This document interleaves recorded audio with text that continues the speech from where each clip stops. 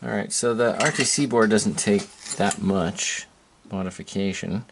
There's an LED, a power wasting LED over here, and there's a charging circuit here which we don't use because we're going to power the RTC from a CR2032 battery, and that's not rechargeable. So this recharging circuit we're going to disable, just like the LED, by kicking off a little resistor.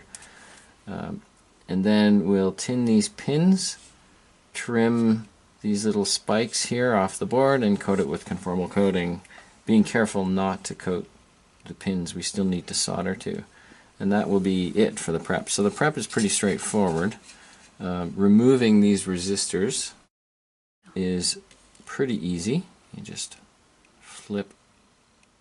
I'm applying a slight gentle sideways pressure and waiting for the the resistor to heat up, and just slide off the board. There we are. And then I can go in with tweezers and take the resistor off. I'm going to do the same thing with the charging circuit. Just disable that.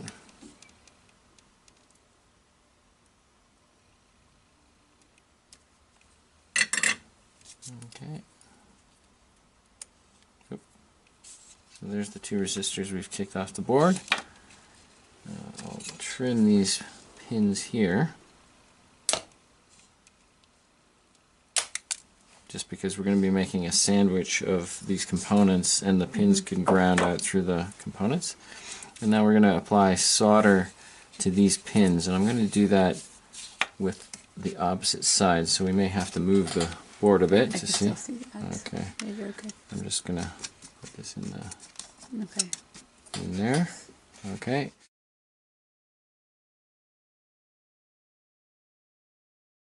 Okay, so we're going to be soldering wires to these pins later, so we're going to coat them now.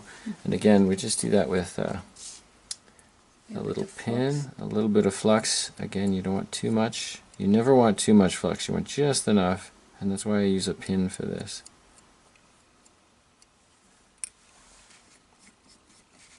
Okay, so there's a little bit of flux on the pins. Clean my iron. Because these are fairly large pins, I come in with solder already on the iron tip, and then I see, instead of bringing the wire. Okay, and then it just melts the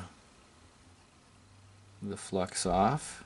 And usually I wait until it's stops smoking.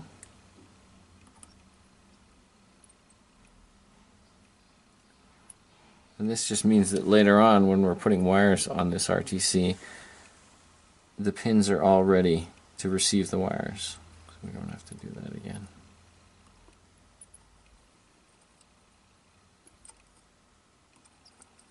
And I don't even use this last pin, but if in the future I needed to, I prep it now, so it's ready now. What if you have too much soldering all the way in the pin, all the way to the left? Did you just like... well, you can clean your iron with the steel wool and just pull, just drag away, and you can pull some of this extra flux, or this extra solder off. So it doesn't really matter that much? It doesn't matter that much because we're going to be joining a wire, and then it'll form... You're going to be adding more, yeah? Yeah, it's going to be added some more too. Now, the other thing that you want to do, if you haven't done it in some other way, is to clean off of and then we need to all coat this it. old flux. So you can see that there's flux along here. Yeah. I don't know if it's showing up. Yeah, I can still see you, yeah. Okay, so there's flux along those pins, and that's nasty. You don't want that on there. I usually clean the boards with an ultrasonic cleaner, which is actually not recommended for RTCs. So you probably shouldn't do that. So you can go in with the isopropyl alcohol and clean these pins off manually. And this is actually kind of an easier way. It requires less infrastructure and support, and you just sort of... So you don't clean the pins where you just put the solder, just the... Not yet, because they're going to get soldered again. There's no reason to clean them if you're just going to go back and redo them. But this part is on, yeah. Is now cleaned. Yeah. And you can see how it kind of takes the Q-tip apart. And I'll clean the other side as well, because because there's always flux around those large pins.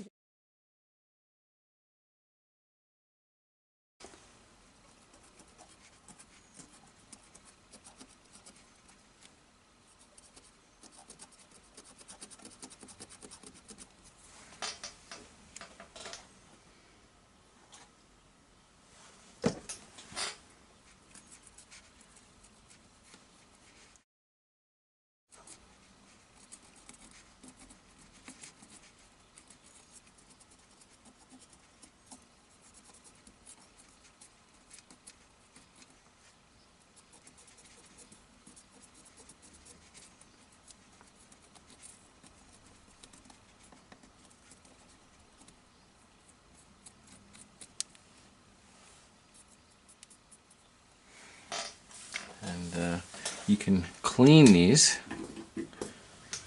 and then give them a little, dry them off. Before we put the conformal coating on, you want to make sure that any of the cleaning solution that you were using. Move it a little bit up.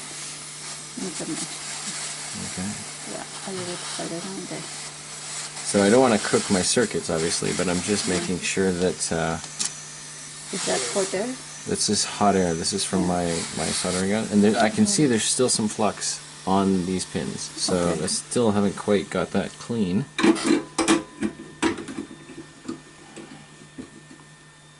So I'm going to give that another cleaning, actually, because see how it turned white? Oh, yeah. And so that white that tells me there's still some flux there. Need to figure out what the hell the flux is. When it's clean, it's just silver. There's no nasty colors or anything.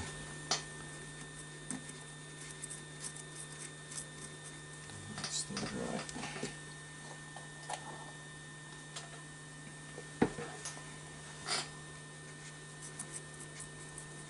You're still on. Yeah, you're right there.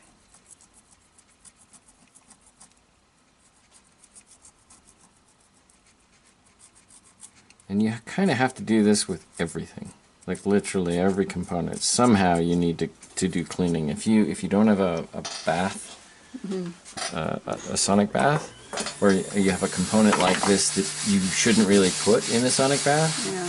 then you gotta just, as much as you can, you want to get rid of all of that excess flux and make sure it's dry.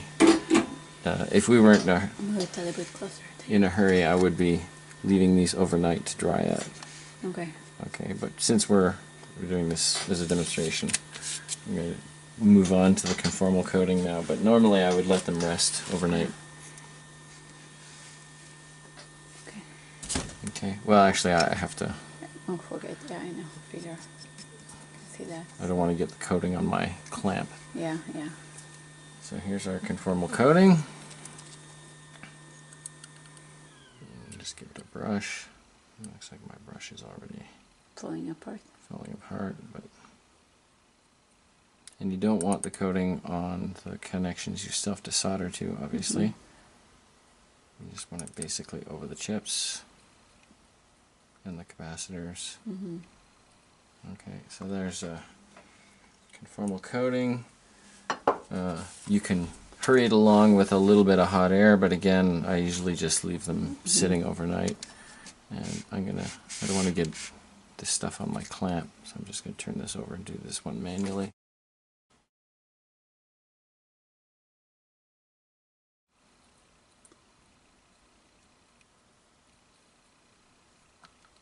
Yeah, good.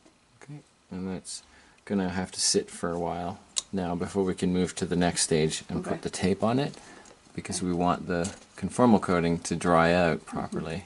Okay. Okay? So I'm going to stop. Yep.